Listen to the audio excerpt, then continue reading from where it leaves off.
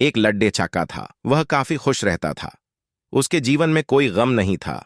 अभी उसकी पढ़ाई खत्म नहीं हुई थी। हम आपको बता दें कि वह लड़का पढ़ने में बहुत तेज था।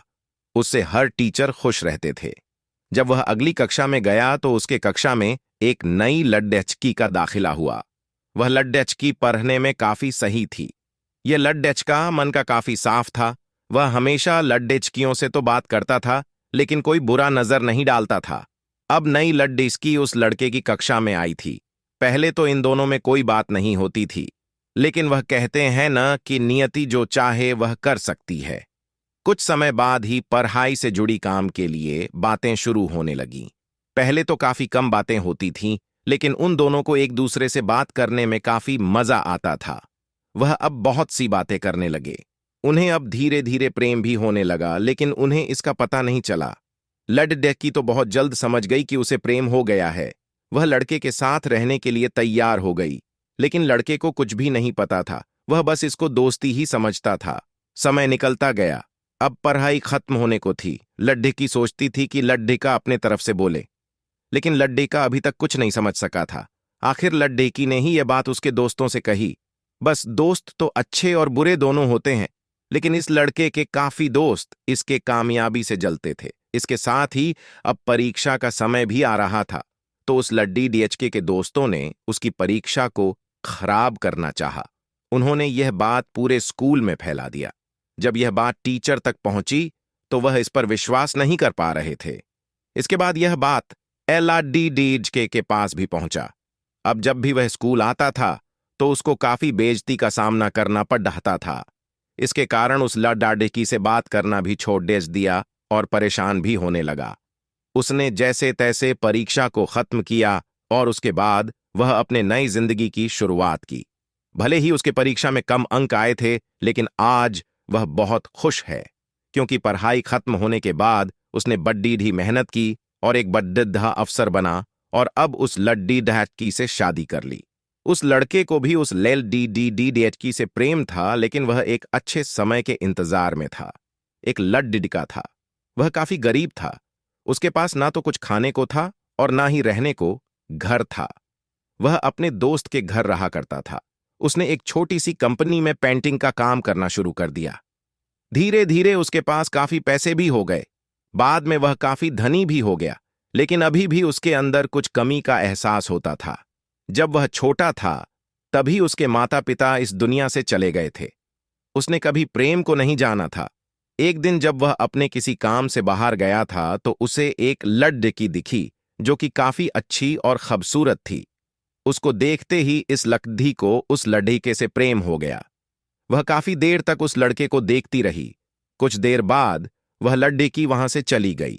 कुछ दिनों तक यह लड्डा डीएचका उस लड्डा डीएचकी को खोजता रहा, लेकिन वह लड्डा डीएचकी न मिली। लेकिन नियति ने उस लड्डा डीएचकी से इस लड्डा डीएचकी को मिला दिया।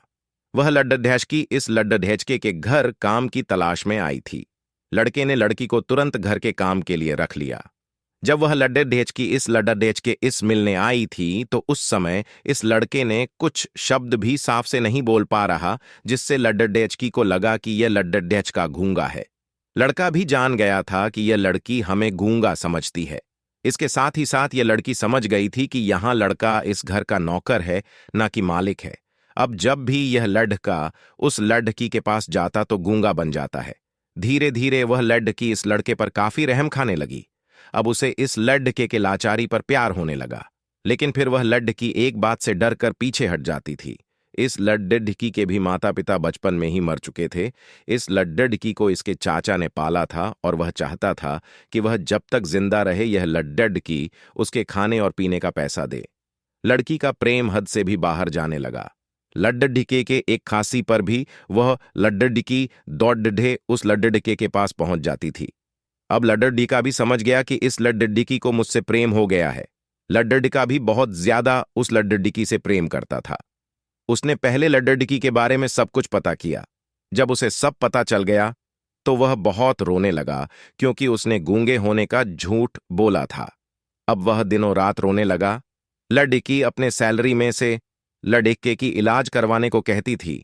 एक दिन सुबह ही उस लड़की को पता चला कि वह लड़का हॉस्पिटल में भर्ती है। वह दौड़ ढाते हुए जब हॉस्पिटल में पहुंची तो उसने देखा कि लड्ढेका बेड पर बेहोश पड़ रहा है। उसके आसपास काफी मशीन लगी हुई थी। जब लड्ढेकी डॉक्टर के पास पहुंची तो वहां पर डॉक्टर ने उसे बताया कि लड्ढेका अब बोल नहीं सकता है, उसने अपनी जीभ को कटाने की कोशिश की है। इसके साथ ही उस डॉक्टर ने उस लड़की को एक पत्र दिया। उस पत्र में लिखा था, मैं एक काफी धनी लड़का हूं। जिस घर में तुम काम करती हो उस घर की मालिक मैं ही हूं। लेकिन इसके साथ ही मैंने तुमसे एक बहुत बड़ा झूठ बोला है कि मैं एक गूंगा हूं। अब इस झूठ का प्रायश्चित करने के लिए मैं ऐसा काम करने जा रहा हूं। इसके साथ ही तुम मेरे घर से मेरे मैनेजर से पैसों को लेकर अपने चाचा को दे देना और एक नई जिंदगी की शुरुआत करना। अगर हो सके तो मुझे माफ कर देना तुम्हारा दोषी। इस पत्र को पढ़ने के बाद उस लेडीकी के आंख आंसू से भर आए।